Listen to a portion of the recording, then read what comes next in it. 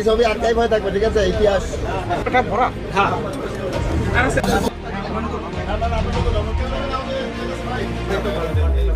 500 টাকার ট্যাঙ্ক দিকে করেন।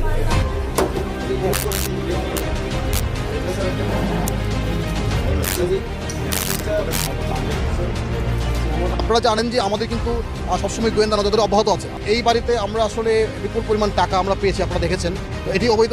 আমাদের এখন অভিযান চলছে, আমরা এখন এক্সামাইন করছি। এই বাচ্চা ছেলেপেলের বিরামহীন চাঁদাবাজির জন্য কি এই গণ অভ্যুত্থান এই কুমির বাচ্চা কুমিরগুলোকে দিয়ে মুরগি পাহারা দেওয়ার জন্য দিয়েছেন এবং তারা একটা একটা করে ধরে ধরে মুরগি খাচ্ছে। এবার সেনাবাহিনী ও পুলিশের অভিযানে এনসিপির বিতর্কিত নেতা হান্নান মাসুদের বাসায় মিলল 4 বস্তা ও সিন্দুক ভর্তি টাকা।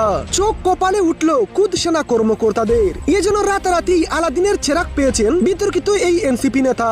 অবশেষে শেষ রক্ষা আর হলো না তার। এমনিতেই নানা সমালোচনা ও চাঁদাবাজির অভিযোগে গ্রেফতার হওয়া বেশ কয়েকজন কর্মীদের মুসলেকা দিয়ে ছাড়িয়ে আনার ঘটনায় বেশ সমালোচিত হন এনসিপি নেতা হান্নান মাসুদ।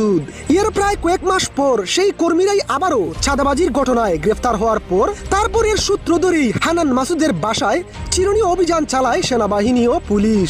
এরপরেই বেরিয়ে এলো তোলের বিড়াল, 4 বস্তা ও সিন্দুক ভর্তি টাকা। জানা গেছে এনসিপি নেতা হান্নান মাসুদের বাড়িতে প্রায় 50 কোটির মতো টাকা পেয়েছে সেনাবাহিনী ও পুলিশ। এত বিপুল পরিমাণ টাকা রাতারাতি কিভাবে কামালেন তিনি? অনেকে ধারণা করছেন শুধু চাঁদাবাজি নয়, আওয়ামী লীগ নেতাদের কাছ থেকেও বিপুল পরিমাণ অর্থ নিয়ে আঙ্গুল ফুলে কলা গাছ হয়েছেন তিনি। কিন্তু এতদিন এটা শুধু সাধারণ মানুষের মনে সন্দেহই রয়ে গেছিল। কিন্তু এবার আর তাদের চাপাবাজিতে শেষ রক্ষা আর হয়নি। আস্তে আস্তে পর্দাফাশ হচ্ছে এনসিপি নেতাদের।